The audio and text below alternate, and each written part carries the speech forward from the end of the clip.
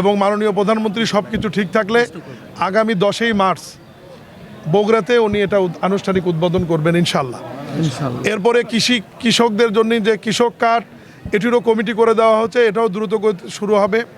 ইমাম মুয়াজ্জিনদের বেতন বা সম্মানের যে বিষয়টা ইতিমধ্যেই মন্ত্রী পরিষদের বৈঠকে একটি আন্তঃমন্ত্রণালয়ের কমিটি করে দেওয়া হয়েছিল, সেখানে প্রাথমিক সিদ্ধান্ত হয়েছে বাংলাদেশের প্রত্যেকটি ইউনিয়নের একটি করে মসজিদ হলেও ঈদের আগে পাইলট প্রোগ্রাম হিসাবে এটা আমরা শুরু করতে যাচ্ছি।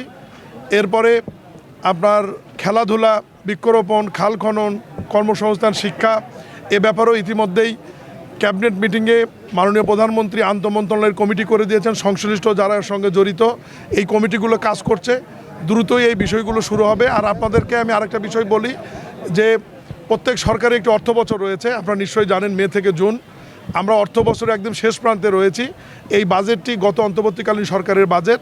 এই বাজেটের মধ্যে সীমিত যেটি রয়েছে সেটি দিয়েই জনগণের কাছে কমিটমেন্ট অনুযায়ী সরকার পাইলট প্রোগ্রাম হিসেবে কর্মসূচিগুলো আমরা শুরু করছি এবং আগামী বাজেটে এই আমাদের বিএনপির যে নির্বাচনী প্রতিশ্রুতি সাধারণ মানুষের জন্য, জনগণের জন্য ফ্যামিলি কার্ড, কৃষক কার্ড, শিক্ষা, কর্মসংস্থান, খেলাধুলা, বৃক্ষরোপণ, খাল খনন, ইমাম মুয়াজ্জিনদের বেতন আমরা বড় ধরনের বাজেটে রেখে যাতে দ্রুত মানুষের কাছে বাস্তবায়ন করে পৌঁছানো যায় এ ব্যাপারে পদক্ষেপ নেওয়া হবে।